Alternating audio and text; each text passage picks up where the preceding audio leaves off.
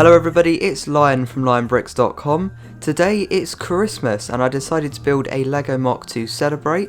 This is a classic depiction of a Christmas morning scene with your Christmas tree next to the fireplace, and then I've got all kinds of cute little details in this MOC, so let's go ahead and take a closer look. Let's start off by taking a look at the Christmas tree, as this is actually a design that I've never built before. It takes advantage of the newer stem pieces, which actually have a hole in the centre which you can fit different parts into, and it's particularly useful because I can fit these together, but I can also place in all of my Christmas lights using parts such as gems and a couple of other bulbs there, which turned out really good. The thing with Lego is when you want to make details, it can become very bulky very quickly, and I feel like this is a really good way of compacting a lot of detail into a MOC without having to use lots of pieces and making it bulky. The main structure of the tree is actually just made up of 1x1 bricks with studs on all sides. I decided to make the black centre since if you've ever bought one of these trees, you'll know that they're not perfect, and the fake ones always have that kind of skeleton structure on the inside, which is always just a little bit visible, so I thought that was pretty realistic. And then I've just used a small dish for the base as well. And yeah, around the tree I've got a couple of presents. I've got a few standard wrapped presents, and I've also got a cute little teddy bear to one side as well.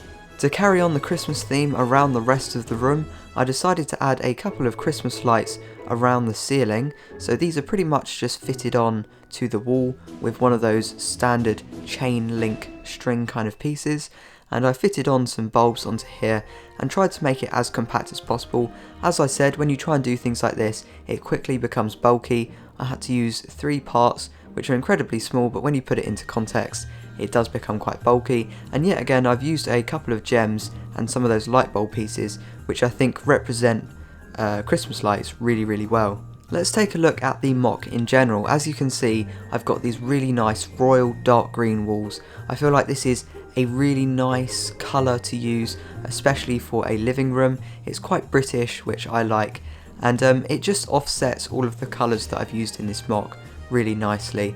And I've got a small line that goes around the bottom in light grey, but then that also follows through the design of the top rim that I added, which is also in light grey.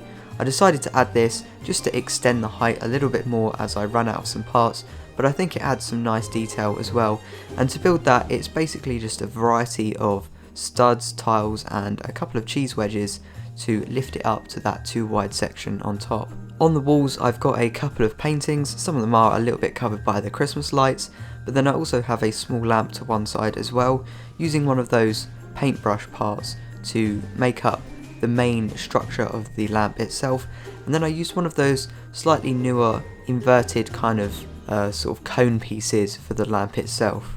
Something I wanted to experiment with this MOC was a new floor design, and what I did for this floor is I used an absolute ton of reddish brown tiles. Now the reason I use tiles not plates is because they have a small groove along the bottom which is designed to help you lift them up a bit more, but when you place them all next to each other like this, those grooves are very obvious and it creates a really nice pattern on the floor. Although it's just straight lines, if you use 1x4s and 1x2s in order to make up a pattern, it does become very nice. So this is very similar to some of my other wooden floor designs, however it's much thinner, and it's something that you're not expecting to see built out of Lego. One of the challenges with this is I wanted other sections of the flooring to be at a certain height, and you have to bear in mind that these tiles on their side are actually 2.5 plates tall, and then I had to offset some of the other sections as well. So first of all, of course, the MOC itself is on a little bit of a taller border, but then I've also got this carpet here. Now, you may have seen one of my videos where I mentioned you can use all kinds of really interesting building techniques to make carpet designs and floor designs, and I've actually used a lot of them in this carpet. This carpet is made up of bricks fitted down regularly. We've got the cheese slope technique to make some really cool patterns, and then I've also got sideways brick built technique in here as well. So we've got loads of techniques and it makes up this really intricate rug. And then on the sides I used a couple of grills to represent the strings that you sometimes get on the ends of the carpet.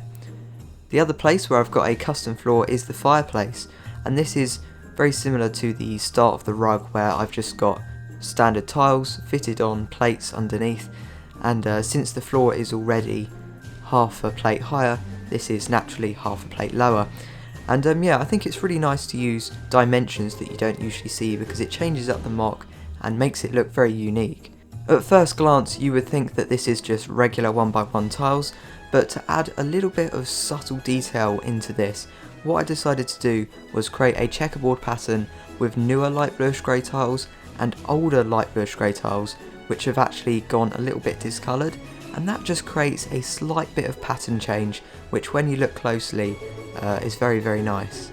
The fireplace itself looks pretty cool. We've got this nice white design made up with a lot of grills, a lot of plates being placed onto the wall itself using bricks with studs on the side, and then I've got a nice shelf on top with some candles. I really like these candle designs, they're really simple, and I've also got a model car on there because why not.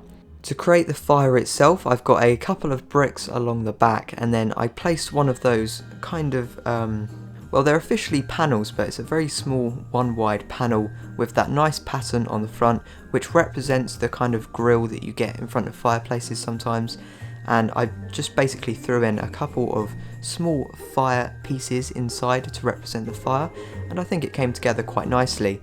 This isn't the only addition that I've got for this fire, I've also got two small details alongside it. To the right you can see I've got a stand for all of the tools that you use in a fire. If you've ever had your own fire, you know that you're going to need a shovel, a brush and a poking stick to make sure everything goes along nice and smoothly. I don't have a brush here, however I was able to find a black shovel and I made a black poking stick as well to fit on there. To the left I also have a bit of a log storage. Of course you need to get some logs to put on the fire, and I made this using quite a complicated technique. I imagine I'll probably show this off in one of my building ideas videos in the future, as it's pretty hard to explain, but I used a couple of rods and twigs to represent the wood for the fire. Just next to that I have this armchair with the cute little doggy sitting on top enjoying the fire. This is a very standard built chair. I've built it a couple times and I just think it's really cute. It also has a footstool over there so that you can sit down and relax watching the fire.